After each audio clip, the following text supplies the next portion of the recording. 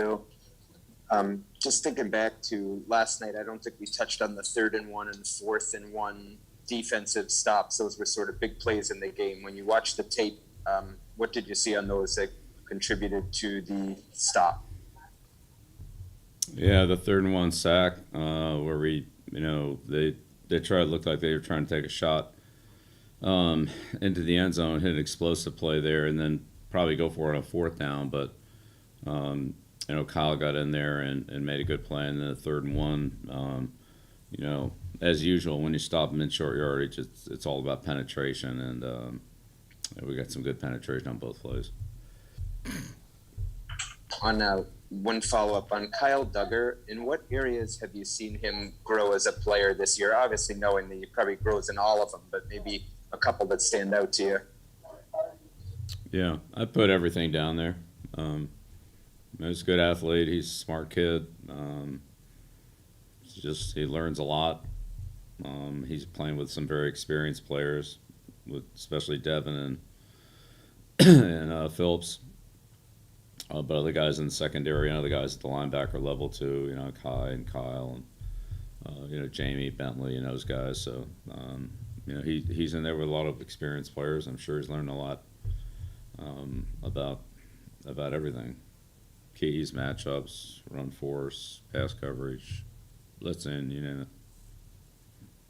he soaks it all in. Our next question, Jim McBride, followed by Dakota Randall. Morning, Coach. Hey, Jim. You kind of touched on this a little bit earlier, but I wanted to ask you about that inside pressure you've been getting. Some of the guys that you don't hear about a lot, like Kyle Davis, Devin Godshaw, and just how important have they been to this defense's kind of renaissance? Huge. Yeah, they really do a good job. And to have more than one of them so that you can, have somewhat of a rotation and keep them fresh and attack the middle of the offensive line, whether it's run or pass from the guard to the guard center gap to the center in different ways can be very disruptive. And you got to block them on every play. It's not like a corner or an outside linebacker or somebody you can run away from or work the other side on. Those guys in the middle of the formation, the defensive tackles, the middle linebackers. You pretty much got to deal with them on every play. So, but you're right. The depth and the ability to have more than one guy do that has been huge. They've all done a good job. Thank you. You're welcome. And next question, Dakota Randall, followed by Chris Ryan. Hey, Bill. J.C. Jackson made a great play on that interception last night. You've talked before about how there are certain skills you can coach players to be better at, and some things like speed that they really can't be improved. With a player who's like a ball hawk like J.C. Jackson, something like that, can it be taught, or is it more innate? Yeah, I don't think I ever said it couldn't be improved, but there's certainly some players have more skill in certain areas. And some are very special, whether it be ball skills or speed or explosiveness or whatever it happens to be. I do think you can improve all those skills. But yeah, JC has natural hands and tracks the ball very well. And has great hand-eye coordination. There's no question about that. And just one follow-up. A lot of the players have said for them that this is a particularly close-knit group.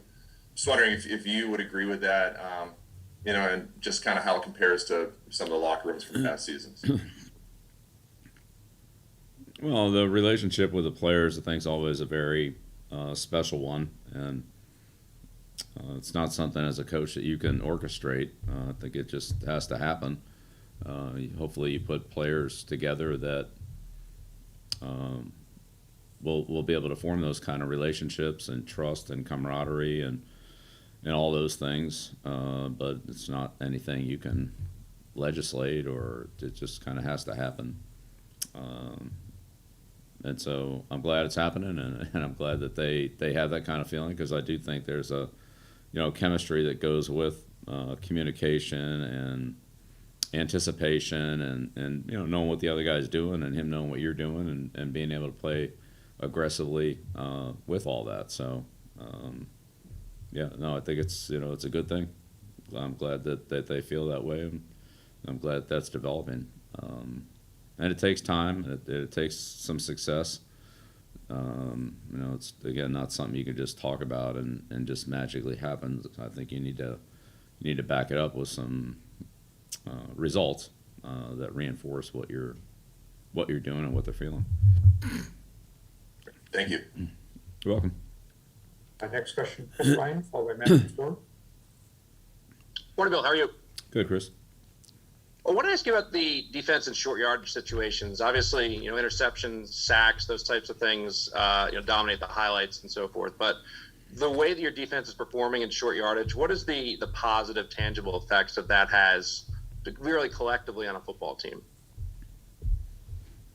Well, I think it's a real mentality and source of pride for the defense that we're going to fight for every yard and every inch and make you earn it. And when you make goal line stops or short yardage stops, and we've had a couple of examples of that this year. I think it not only gives you a lot of confidence, but it really,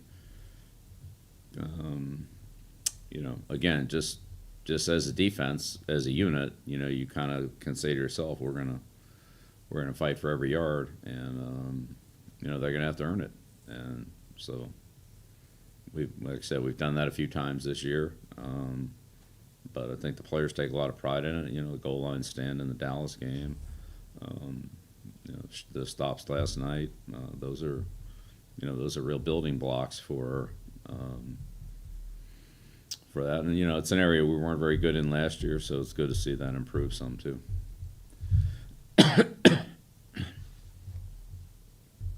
Looks like the last question is Matt Latour.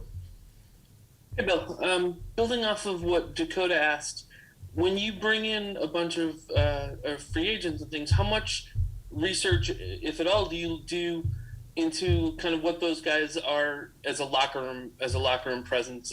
So many guys have talked about Matt Judon and what he's been. Is that something you can effectively research, or is that something it just has to gel with the guys that you've got? Well, sure. We try to see what kind of person the player is, on a number of levels. How committed they are to football, what type of worker they are, what kind of practice player they are, what they bring to the team, both on and off the field, and so forth. And each one of us has our own style and strengths and weaknesses and all that. So it's not like one size fits all. That's definitely not the case. But fundamentally, you try to bring people in that you feel like will be a good fit with your team, whether they're rookies, free agents, trades, or however you acquire them. And that's what you try to do. That doesn't always work out that way, but hopefully it does. That's the intent. Thanks. Yep, you're welcome. Thank you, Coach. Thanks, everyone. Great, thank you. Have a good weekend. Lemon of a year.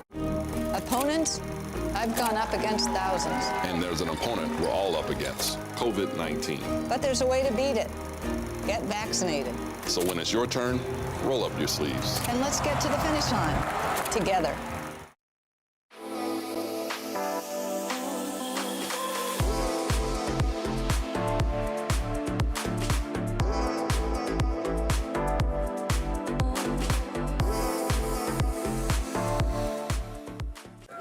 Bud Light Seltzer start making lemonade? Probably when 2020 handed us all those lemons.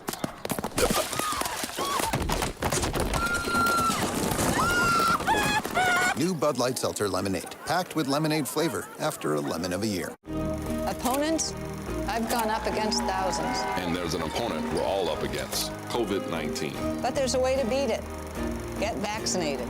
So when it's your turn, roll up your sleeves. And let's get to the finish line together.